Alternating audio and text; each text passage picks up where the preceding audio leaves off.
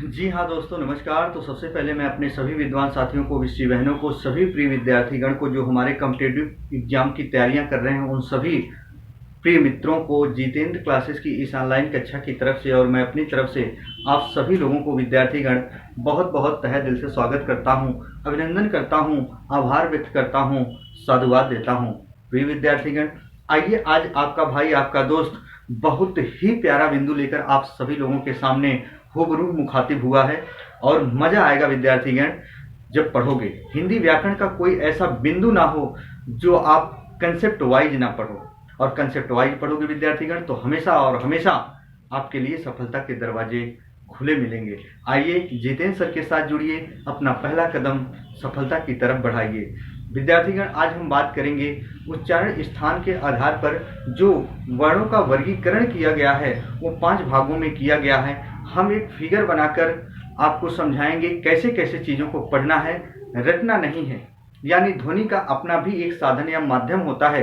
ध्वनि आती है तो पहले कहाँ आती है? कंठ में, फिर तालु में, फिर मूर्धा में, फिर दंत में, फिर ओष्ठ में। प्रिय विद्यार्थीगण, कौन कौन से ऐसे स्वर होते हैं जो उच्चारण स्थान के आधार पर वर्गीकरण किए गए हमारे वर्ण उसमें भाग लेते हैं, कौन कौन से स्वर नहीं भाग लेते? प्रिय विद्यार्थीगण, कुछ ऐसे प्रश्नों की श्रृंखला लेकर आप सभी लोगों के सामने मैं मुखातिब हुआ हूँ गुरु, जो हर पाठ्य पुस्तक साइलेंट होती है अनछुए पहलू को छूने का प्रयास कराएगा आपका भाई, आपका दोस्त। आइए विद्यार्थीगण, चलते हैं उस चर्चित बिंदु की तरफ।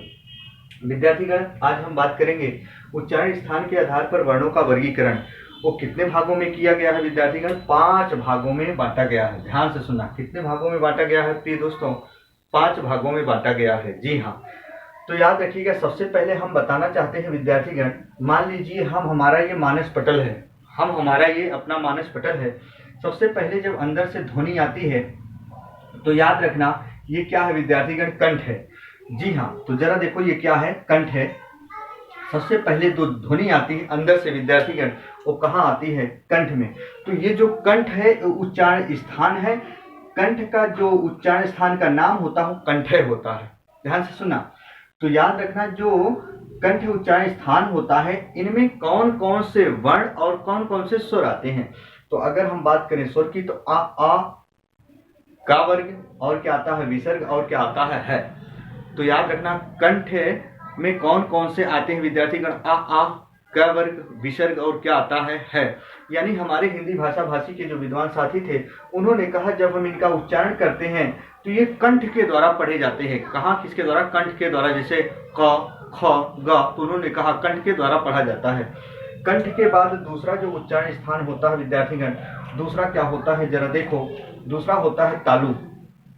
दूसरा क्या होता है? तालु। उच्चारण स्थान नाम क्या होता है? तालव्य। अब इसमें कौन कौन से स्वर आते हैं, कौन सा वर्ग आता है? इसमें आते हैं ई, चा वर्ग, या और क्या आता है? तालव्य सकार। ई, चा वर्ग, या और क्या आता है? तालव्य सकार। विद्यार्थीगण याद रखना, हमेशा और हमेशा जो तालु होता है उसी को दीवार या छत कहा जाता है। जो अलिजीवा होती है विद्यार्थीगण, अलिजीवा जो हमारा ऐसे होता है। जी हाँ, जरा देखिए ये जीभ है, ये भाग जीभ है। जीभ का ऊपरी भाग जो होता है वो क्या होता है? तालु होता है, जिसे दीवार या छत कहा जाता है। हम कहें, चलते हैं विद्यार्थीगण इधर मूर्धा। मूर्धा क्या होता है विद्यार्थीगण? हमेशा और हमेशा दांत का पिछला हिस्सा जिस पर दांती कटी होती है, जिसे जबड़ा कहा जाता है विद्यार्थीगण। जी हाँ, जरा ध्यान से सुनिएगा, जिसे मसूढ़ा कहा जाता है। तो हमेशा और हमेशा विद्यार्थीगण उच्चारण स्थान मूर्धा, नाम मूर्धन्य। अब इसमें कौन कौन से वर्ण आते हैं प्रिय दोस्तों? री, टा वर्ग, र और मूर्धन्य सकार। ये जरा देखो। इसके बाद हम आते हैं प्रिय दोस्तों, कहाँ आ जाते हैं? उच्चारण स्थान दंत पे आ जाते हैं। जरा देखो, दंत पे आ गए तो दंत में उच्चारण स्थान क्या होते हैं? तय वर्ग होते हैं, ल होता है, री होता है, और क्या होता है? दंत सकार होता है। बात समझना। इसके बाद मुखाग्र का सबसे बाहरी हिस्सा ओठ होता है, जिसके द्वारा ध्वनि बाहर निकलती है। तो याद रखना, ओठ होता है उच्चारण स्थान, ओष्ठ होता है नाम। तो यहाँ प वर्ग और उ, यानी जब हम पढ़ते हैं प वर्ग तो हमारा ओठ स्पर्श करता है। पा, फा, बा, भा, मा। उ पढ़ते हैं तो गोल की तरीके से गोल आकृति में ओठ घूमता है विद्यार्थीगण। हम कह सकते हैं दोस्तों, अगर हम बात करें उच्चारण स्थान नासिक के, याद रखना हमेशा और हमेशा क्या होते हैं? अंग होता है, अंगा होता है, इया होता, ड़ा होता, ना होता, मा होता है। हर एक वर्ग का जो पंचमाक्षर होता है, उच्चारण स्थान क्या होता है, नासिका यानी नाम नासिक होता है, उसमें अंग भी आता है। हम बात करें विद्यार्थीगण, ध्यान से सुनो, बहुत इंपॉर्टेंट प्रश्न है जिस बिंदु पर हम बात कर रहे हैं, बहुत ही इंपॉर्टेंट बिंदु है विद्यार्थीगण। प्रश्न ये आता है, जरा देखो, प्रश्न आपसे पूछता है कि उच्चारण स्थान के आधार पर वर्णों का वर्गीकरण जो किया गया है उसमें कुल कितने स्वर भाग लेते हैं। जी हाँ, उसमें कुल कितने स्वर भाग लेते हैं, तो उसमें कुल कितने स्वर भाग लेते हैं विद्यार्थीगण, 7 स्वर भाग लेते हैं। और हमेशा वो स्वर कौन कौन से होते हैं, देखो यहाँ छोटा, बड़ा, छोटी, बड़ी, छोटाऊ, बड़ाऊ, और क्या होते हैं विद्यार्थीगण, री होते हैं। बात समझ में आ चुकी होगी। और क्या होते हैं, री होती है प्रिय विद्यार्थीगण। बात समझ में आई। अब आपसे पूछे, हिंदी व्याकरण में 11 स्वर होते हैं, प्रश्न आ चुका है, उन चीजों को पकड़ने का प्रयास करो, ऑब्जर्व करने का प्रयास करो जो चीजें हमारे मानस पटल में कभी जड़वित स्तंभित नहीं होती। हर पुस्तक जहां साइलेंट होती है प्रिय विद्यार्थीगण, उस चीज को ऑब्जर्व करने की कोशिश करेंगे आप, कमियों के ऊपर काम करेंगे तो सफलता के दरवाजे अति अवश्य खुले मिलेंगे। आइए जरा देखते हैं विद्यार्थीगण, हमेशा और हमेशा आपसे पूछे जो क वर्ग होता है उच्चारण स्थान, हमेशा और हमेशा जो हम कह सकते हैं कंठे होता है, कंठे में कितने स्वर भाग लेते हैं, तो 2, सिर्फ आ। कंठ है, उच्चारण स्थान में कितने स्वर भाग लेते हैं, 2 आ। हम कहते हैं तालु में कौन कौन से स्वर भाग लेते हैं, ई, 2 स्वर यहाँ भाग लेंगे। हम कहें मूर्धा में कौन सा स्वर भाग लेगा, सिर्फ री।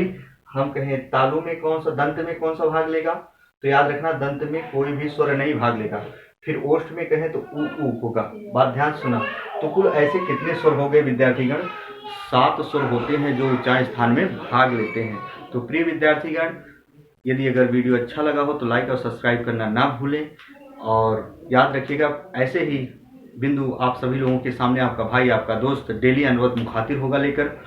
तो एक बार आप इसका स्क्रीनशॉट ले लीजिए।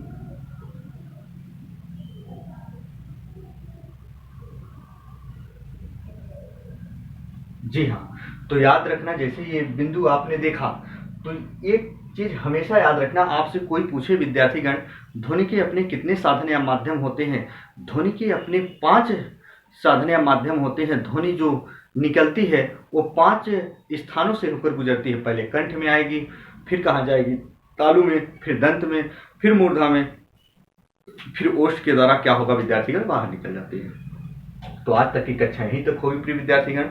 तब तक के लिए मित्रों, जय हिंद, जय भारत।